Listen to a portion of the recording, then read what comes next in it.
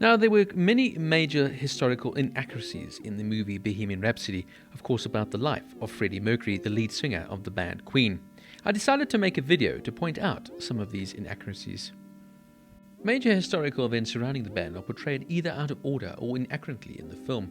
Screenplay writer McCartan explained that this was for dramatic effect, saying, "We're making a movie here, not a documentary."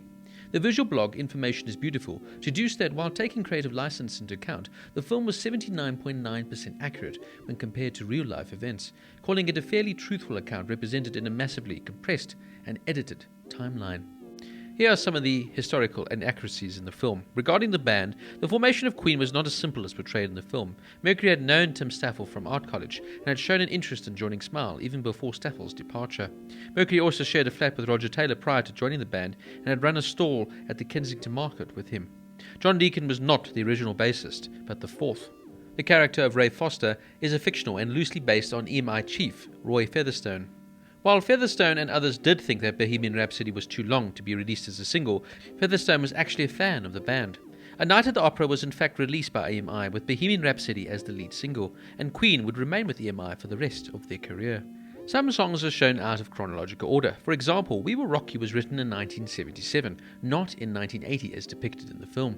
Fat Bottom Girls wasn't written until 1978, although the film shows them performing it during the first US tour in 1974. John Reid was not fired as Queen's manager after an argument with Mercury over his solo career as portrayed in the film. The band and Reid parted amicably by mutual agreement and for different reasons. Furthermore, they split up in 1978, not after depicted in the 1980 release of We Will Rock You.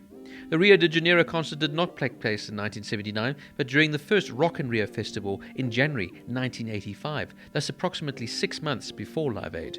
The live version for Love of My Life used in the film scene is taken from the 1985 Rio concert and labelled as such in the accompanying official soundtrack for the film. Freddie Mercury was not the first Queen member to release a solo project. Mercury's solo debut album, Mr. Bad Guy, was released in April of 1985. Previous to this, Taylor had released a single, I Want to Testify, in August 1977, and the albums Fun in Space and Strange Frontier in April 1981 and June 1984, respectively. May had released the EP Starfleet Project in October 1983. Queen did not start sharing song credits in 1985 before Live Aid. Their 1986 album, A Kind of Magic, still had individual writing credits. The only Queen albums in which all credits go to the band as a whole are The Miracle 1989 and Innuendo in 1991. Queen never split up, so Live Aid was not a reunion. They released the album The Works in 1984 and then toured worldwide. The last show of the tour was 8 weeks before Live Aid. They were extremely well rehearsed for the show and did not have to go back and get into shape as a band. They were also not a last-minute addition to the concert. Queen performed Crazy Little Thing Called Love and We Will Rock You in Live Aid after Hammer to Four and before We Are the Champions, but this is not shown in the theatrical release of the film. Radio Gaga and Hammer to Four were also shorter in the film than in the real concert. And in the scene that appears in the film that was briefly shown in the trailer, Wyndham Lee as Brian May and Joseph Manzanello as John Deacon are seen playing guitars with a bow, which May himself claims to have never done. Inaccuracies with regards to Mercury's personal life. According to Vanity Fair, the film leaves out many details about Mercury's relationships with Mary Austin and Jim Hutton, tweaking and glossing over precious facts. Mercury did not meet Mary Austin on the same night he joined the band. Austin had been briefly dating Brian May and did not meet Mercury until he was already a band member. Jim Hutton was not a server at one of Mercury's parties. He was a hairdresser at the Savoy Hotel who met Mercury at a nightclub. They first met in 1983, not in 1981, as portrayed in the film. The film's treatments of Mercury's HIV diagnosis received particular criticism, with Jasper Rees describing it in The Spectator as the most callous rearrangement of facts. Exactly when Mercury learned that he had HIV is disputed, but is usually given as 1986 or 1987, a year or 2 years after Live Aid. Taylor said the other band members were not made aware of his condition until early 1989. The portrayal of Paul Prenter was also met with some debate. In real life, Prenter did not work for John Reid. He was a former radio DJ who became Mercury's PA in 1977, 2 years after the release of Night at the Opera. Both May and Taylor have claimed Prenter's partnership with Mercury was a source of friction within Queen. May stated in his book, Queen 3D, that he and Prenter were certainly responsible for leading Freddie off the different path, and it would be fair to say that we parted on terms that were less than good.